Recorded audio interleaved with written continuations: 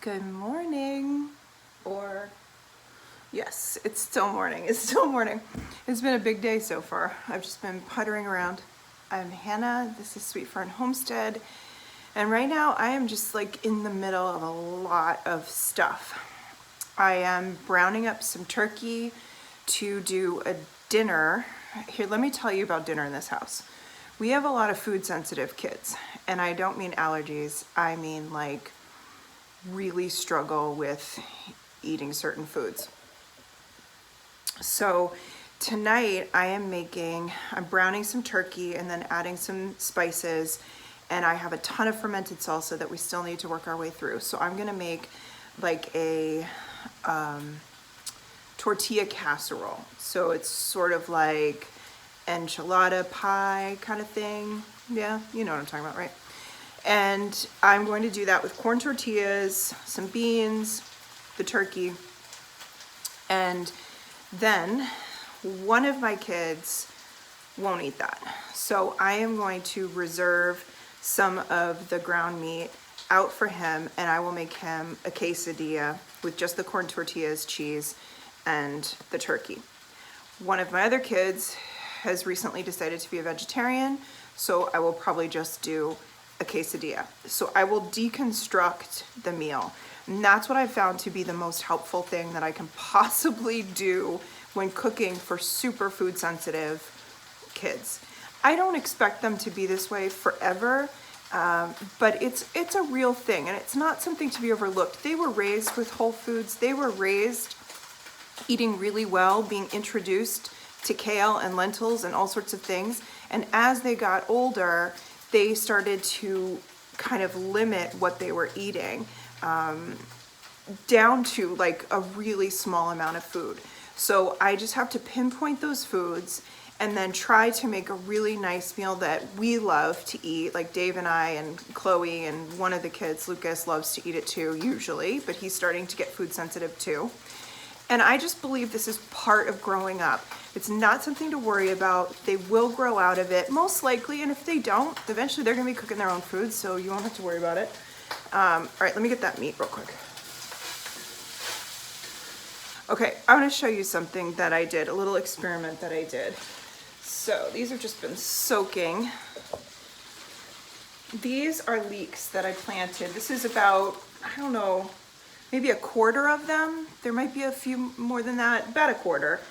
And I planted them like you plant green onions, bunching onions, a whole clump. I did like 4 or 5 clumps. It looks like a mass now.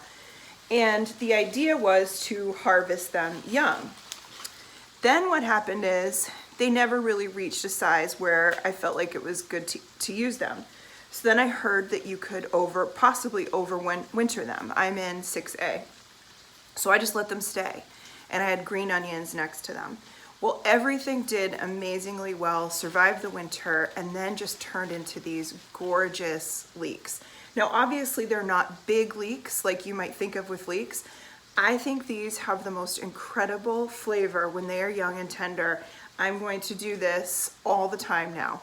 My kids who are food sensitive don't like onion, but you'll find with leek, a leek will kind of just melt into whatever you're cooking, fade into it, and the kids probably won't even know they're there. So I've been doing things like using scallions and these smaller leeks, tender leeks in my cooking, because they can spot an onion a mile away. So over time, I may actually start growing less onions and growing more of the leeks and green onions. And you can chop these up fresh. So look, these are the size of, oh, I wonder if these are green onions. I think these were some green onions that got, yeah, these are. So I've got some scallions attached here. You can chop green onions and leeks up raw, put them in a container or a Ziploc baggie, and freeze them and use them anytime you're cooking. They'll already be ready to go. It's a great, great little kitchen hack. So that's all it is. So I'll probably do that again. I'll start some leeks. I have leeks planted now, but I will start another batch of leeks for this coming spring in the fall. Does that make sense? And then what else?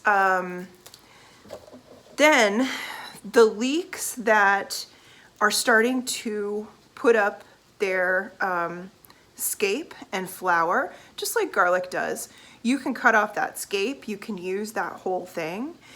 They say that the leek starts to get a little tougher once it's done that, but these are so tender, I don't see that that's going to be what's going to happen. So I will be taking some of the scapes.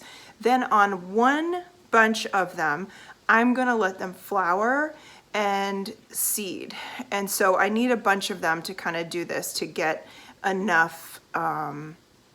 So I'm thinking, I don't know, 4 or 5 that I'll let flower. It'll be great for the pollinators, and then I will try to save some seed from that. So that was a fun little experiment, and look how much food I have from the garden in early May. I mean, that's exciting to me. I love that. I'm gonna try to find more and more ways of doing that, because then that garden space where there would be nothing growing, I could harvest like literally rows of leeks where there would just be empty space and green onions.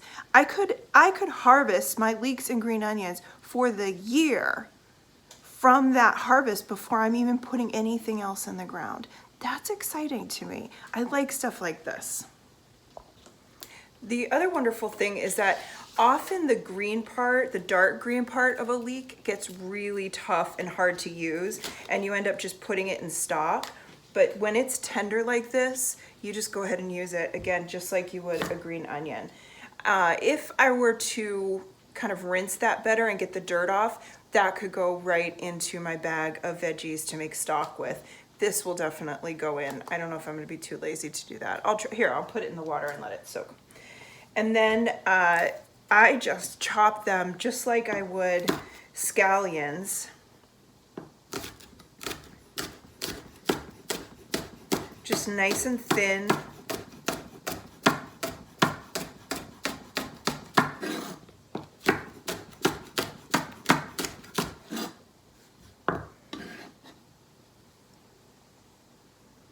Look how beautiful that is. I just feel like this is such a treasure, such a treat. I'm very excited I did this little experiment. I am so pleased with how well it worked. And this wasn't even in my vegetable garden. This was just in the potager garden. I just had some space in the potager garden after all the flowers started to die back. And I had started these in modules, and so I just tucked them in. And that's one little baby leek right there. Pretty cool. I think it's really important when you are talking about growing your food to understand like the real application of it. Like, are you really getting a good, bang for your buck, for your time, your energy, what you've put into it, the conditioning of the soil? Like, what's important to you? If my onions end up kind of fizzling out, I want to know that I have a backup plan, that I have other options. And these leeks and green onions are just such a fantastic crop to grow. I think they're at the top of my list. All right, I added garlic powder. I'm adding some paprika, chili powder. I'm out of cumin, or I think I'm out of cumin. I can't find any. I haven't had to order any in so long, but I guess I may have to. Tiny bit of cinnamon. I like it. I like the way it kind of works with everything. And then I'll just kind of get this mixed up. Probably should have put a little more oil in there. Give those spices a chance to just quickly heat up in the pan. And when I talk about food sensitive children, like I have a kid who will gag on certain foods, that just cannot do it. I'm not talking about being stubborn or difficult. And I think a lot of people believe that. There is nothing worse to me than forcing a child to eat something they don't want to. So we offer alternatives. I don't go crazy too far out of my way, but I probably go further out of my way than you know, my partner Dave would go. But it's important to me that the kids eat well and that I can, you know, get them as close to a food source as possible, though a cheese quesadilla, probably not, you know, the best. I'm gonna add some salt and sugar to this, and then I'm also going to just get some water in there, and then it'll just finish cooking. And that nice broth that's being made with the spices and the water and the oil and the fats, a little bit of pepper. Grab the sugar. I use coconut sugar, so it's brown.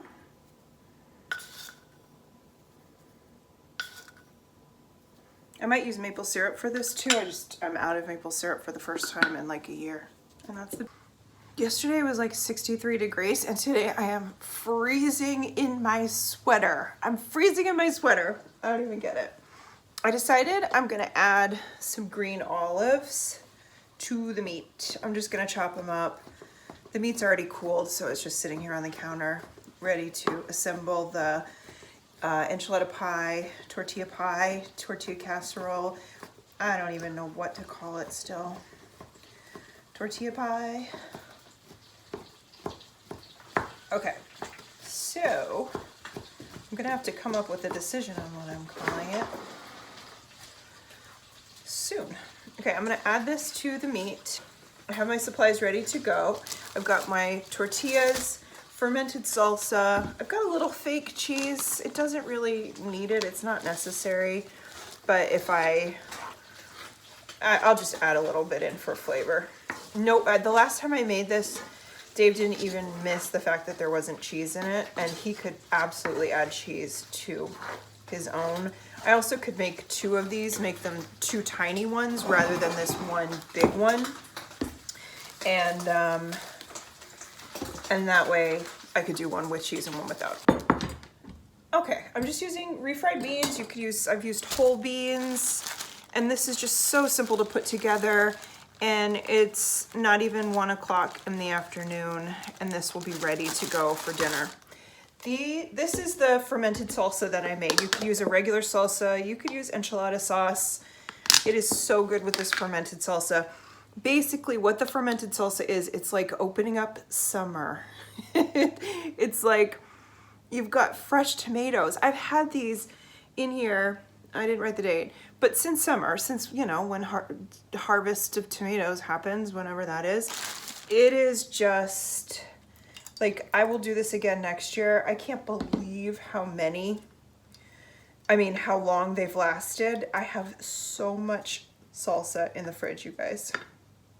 I did see one that was looking a little suspicious, like it was starting to build some of that like white stuff on top, but even then it's often fine. You just scrape it off. So the way I do this is I get my shells down overlapping. I use corn tortillas, and then I get a little bit of bean. I'm already making a huge mess. A little bit of bean, a little bit of bean. And then I just try to kind of spread it out just a little bit. Doesn't have to be perfect. And then I put a little bit of meat. And you could put any other veggies you want in here. The olive really made it look delicious. And you can decide if you want to make really thick layers, you can make really thick layers. And then I just put a tiny bit of the salsa down like that. And then I just keep building it.